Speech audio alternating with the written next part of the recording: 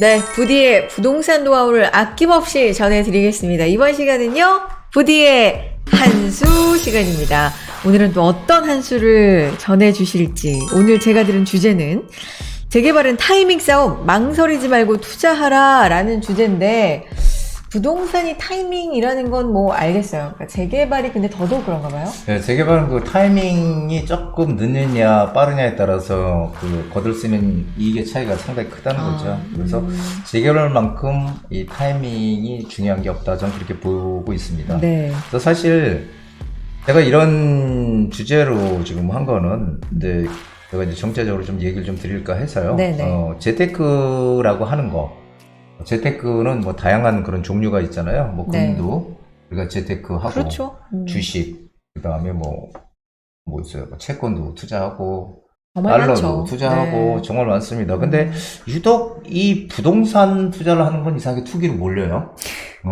부동산은 투기라는 이름으로 규제를 당하기 마련이죠.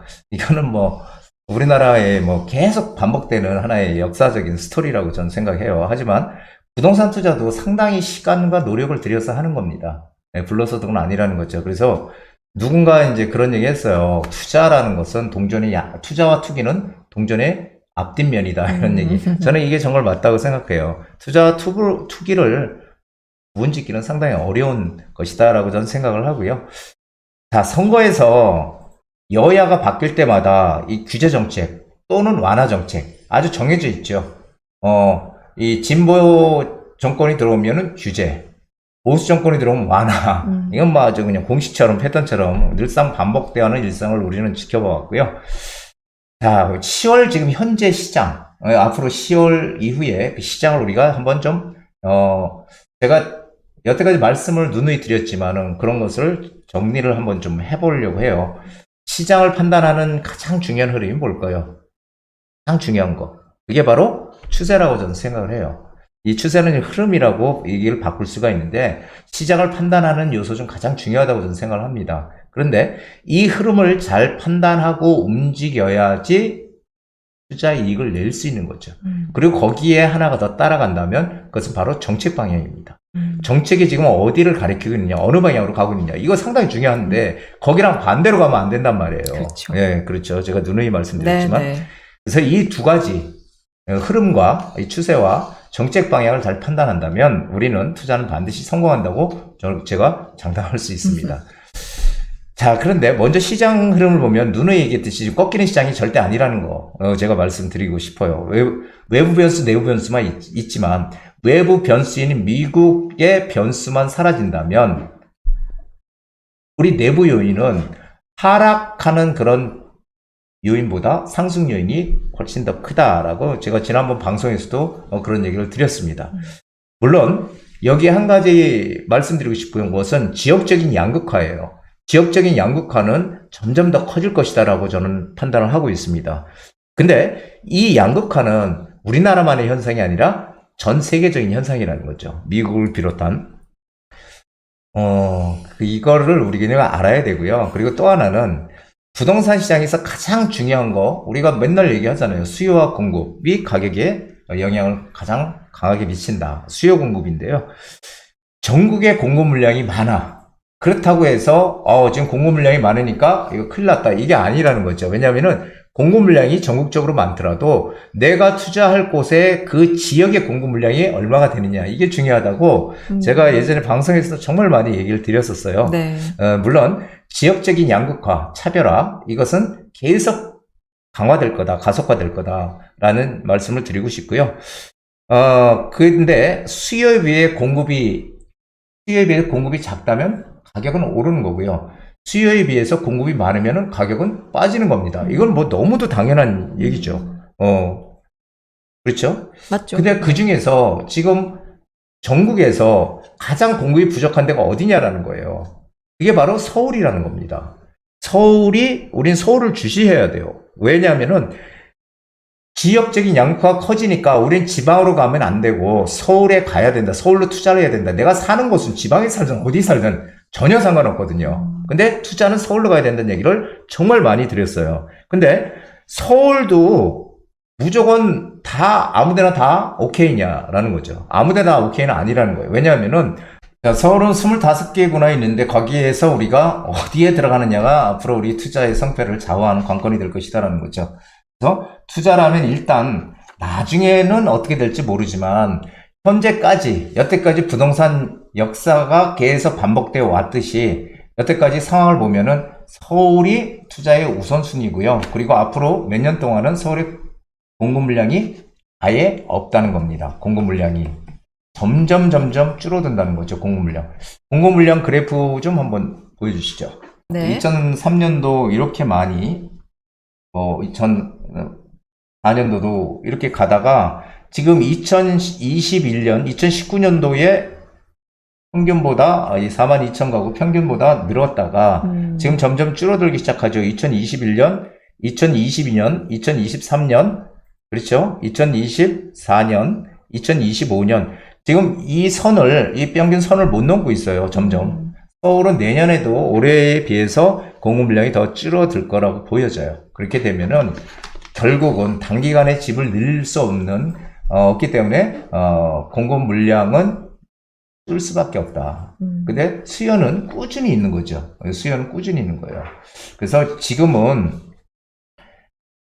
정책 방향은 지금 누구나 알듯이 뭘 가리켜요? 재개발을 가리킨다고 제가 말씀 많이 드렸잖아요. 네. 왜냐하면 서울에 공급할 수 있는 재개발, 재건축인데 재건축은 일단은 지금 묶어놓고 있으니 언젠가 풀어주겠지만 풀어줄 가능성이 큽니다. 지금 올 하반기 되면은. 근데 현재까지는 재개발만 가지고 하니 재개발이 여기저기서 추진을 하려고 지금 아우성인 거죠. 재개발을 가리키고 있다는 거예요, 지금.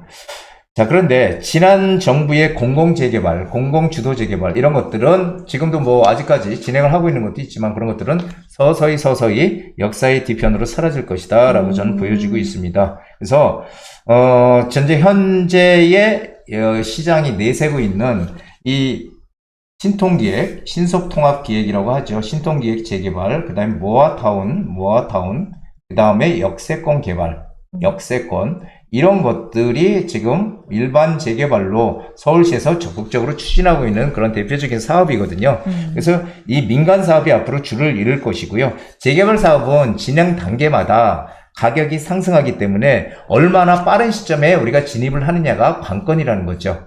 빠른 시점에 들어가느냐. 자, 그리고 또 하나는 주민들이 빨리 동의를 할 수 있는 지역. 그래야지 투자 이익을 극대화할 수 있겠죠. 서울 전체 지역이 전부 다 재개발을 한다고 동의서 걷는다고 하지만 전 지역이 다 재개발이 되는 건 아니라는 거 제가 말씀드렸죠. 그 중에서 될 때만 될 것이다. 되는 곳만 될 것이다. 그 되는 곳이 어디냐라는 게 중요해요. 그 되는 곳이 바로 우리가 투자할 곳이다라는 거죠.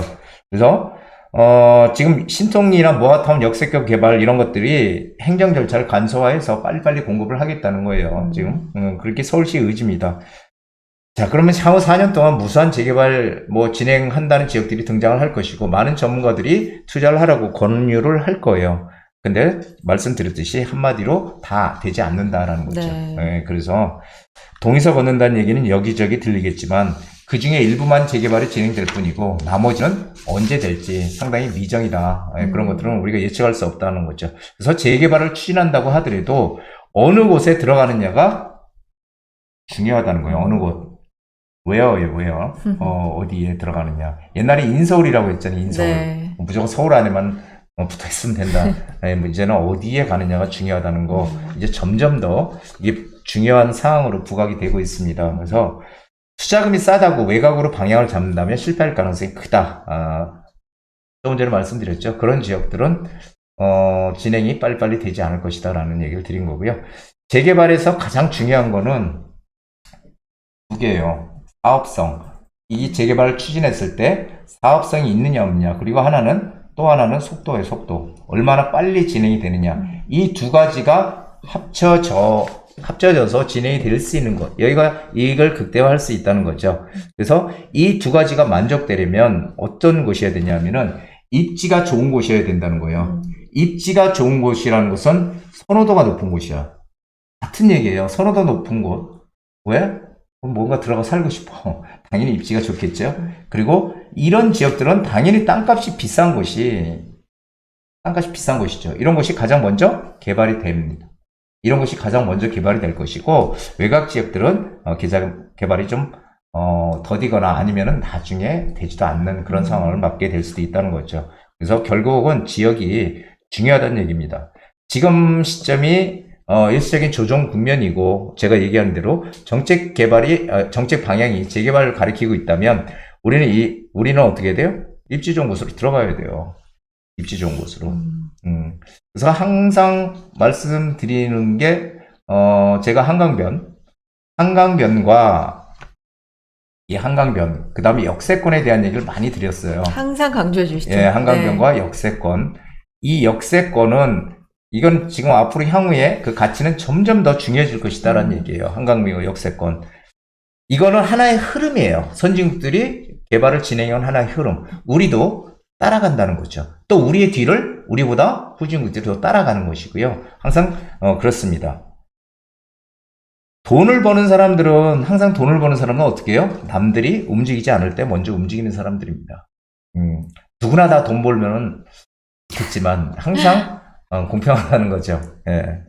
외환위기가 생겼을 때, 그리고 금융위기가 발생했을 때도 돈을 버는 사람들은 존재했다는 거죠. 단지 소수였을 뿐이다라는 겁니다. 대다수는 공포에 떨고 있었고요. 이 소수만 큰 돈을 벌었다는 거죠. 재테크로 부자가 되려면은 결국은 남과 다른 길을 걸어야 된다는 겁니다. 그래서 대다수의 사람들은 군중 심리로 많은 사람들이 움직일 때 같이 움직이는 것이고요. 그리고 이런 현상들은 부동산 역사가 반복될 때마다 계속될 거다. 계속될 거다. 제가 여태까지 부동산 하면서 계속 똑같은 스토리가 반복되는 걸 봐왔기 때문에 하는 얘기입니다. 구독자 여러분은 항상 긍정적인 마인드를 가진 사람들이 투자도 잘한다는 거. 제가 여태까지 그 많은 분들하고 상담을 해봐도 항상 그런 결과를 나와왔거든요.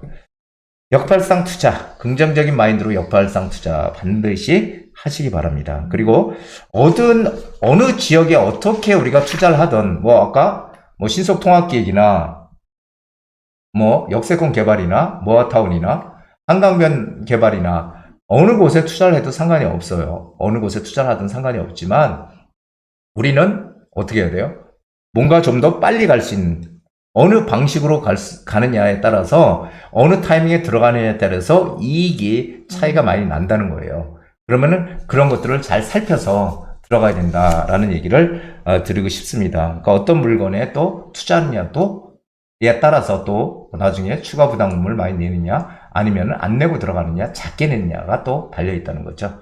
우리 구독자 여러분들은 항상 이 재개발 타이밍 싸움, 남들보다 먼저 가는 그런 현명함을 꼭 가지시고요. 남들보다 먼저 움직이셔서 꼭 부자 되는 그런 마인드, 꼭들 부자가 되시기 바랍니다. 그래요. 그랬으면 좋겠어요. 부디의 투자 포인트. 오늘은 재개발에 대한 말씀을 해주셨습니다. 타이밍에 대한 얘기인데, 긍정 마인드로 항상 생각하고 역발상 투자를 해봤으면 좋겠다. 그게 포인트다. 말씀해 주셨는데, 궁금한 거 듣다가 두 가지가 생겼는데요. 두 가지. 두 가지입니다. 일단 네. 첫 번째는, 동의서를 걷고 있어도 그게 빨리 될 만한 지역에 그렇죠. 해야 된다라는 그게 말씀이신데, 그걸 어떻게 알아요? 그게 조금 전에 얘기했던 여기 입지 좋은 곳, 선호도 높은 곳, 땅값 비싼 것들이 가장 먼저 갈 거라는 거죠. 그런 데가 진행도 빨라요? 그럼요. 항상 재개발할 때 제가 이제 옛날에 그런 걸 경험을 해봤는데요. 네. 그래서 부천이라든지 경기도 지역에 5층짜리 저층 아파트가 있는데 네. 오래됐어요. 네. 되게. 그러고 보니까 대지분도 너무 커. 저기 하나 사놓으면은 저기는 나중에 재건축 분명히 될 텐데 재건축 되면 엄청나게 이익을 많이 볼 수 있겠네. 라고 생각을 한 적이 있는데 그 지역이 아직도 그러고 있어. 한 20년 됐어. 안 되는 거예요. 왜 그러냐면은 땅값이 비싸야 일반 분양을 할 때 분양가를 높게 받을 수 있거든요. 근데 땅값이 싸게 되면 분양가를 높일 수가 없어요. 그래서 항상 돈 있는 지역들, 선호도 높은 지역, 이런 땅값 비싼 지역들 먼저 개발이 되는 겁니다. 왜냐하면 주민들이 동의도 빨리빨리 해주고 빨리 진행이 되는 거죠. 그렇군요. 해결됐고 그 질문은. 두 번째는, 그래서 투자 타이밍을 잡는다면 요즘 아까 말씀해줬던 공포에 좀 다들 대다수가 떨고 있다. 그게 요즘이잖아요. 그렇죠. 그럼 지금이 적절합니까? 저는 무조건 해야 된다고 생각해요. 음. 왜냐하면 남들이 안 할 때 해야 돼요. 무조건 남들이 안 할 때 해야지 이익을 낼 수 있는 거예요. 그거 멀리 갈 것도 없잖아요. 작년 이맘때 1년 전에 투자했던 분하고 자양동에 1년 전에 투자했던 분 지금하고는 어마어마한 차이거든요. 네. 가격대가 거의 더블 이상이 올랐으니까 1년 만에 그게 재개발이거든요. 네. 그래서 그런 것을 잘 생각을 하셔서 가격이 싸다는 이유로 외곽으로 가지 마시고 조금 비싸더라도 더 비싸더라도 안전하고 뭔가 빨리 진행될 수 있는 중심 지역 쪽으로 가야 되는 거, 이것이 오늘의 가장 키포인트다, 이렇게 말씀드릴 수 있겠습니다. 알겠습니다. 우리 구독자님들 잘 들으셨죠? 타이밍이 진짜 중요한데 전략이 필요합니다. 잘 참고하셔서 훌륭한 투자 하시길 바라겠고, 또 궁금하신 점은 언제든지 문의 주시기 바랍니다. 마지막으로 정리해 주시죠. 한 말씀. 재개발은 타이밍 싸움이라고 제가 말씀을 많이 드리고요. 재개발로 저는 시작을 했거든요. 그래서 재개발에 대해서 누구보다 잘 압니다. 재개발은 이론하고 현실하고 많이 틀려요. 그래서 이론적인 거 가지고 전문가가 될 수 없고요. 실제로 현장에서 사고 팔고 또 이익도 보고 손해도 봐봐야 되는 거예요. 그래야지 비로소 이게 이렇게 되네, 이론하고 실제하고는 틀리는구나라고 알 수가 있게 되는 거거든요.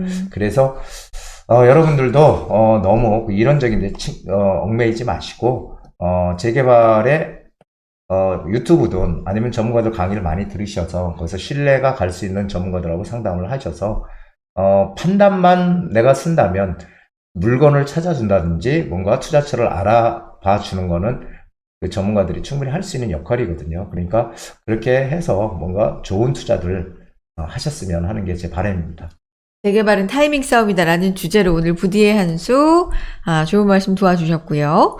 세미나 안내해 드리겠습니다. 날짜는 10월 13일, 10월 20일 모두 목요일이고 시간은 오후 2시부터 시작이 됩니다. 강남구청역 역세권에 있습니다. 미래가치투자연구소에서 진행하겠고요. 오늘 부디의 한수 내용과도 결이 좀 같습니다. 연결이 되는 주제인데 재개발 발표를 코앞에 둔 빨리 잡아야 할 핵심 투자처, 지금 서둘러야 하는 재개발 진행 중인 핵심 투자처 알아보겠습니다.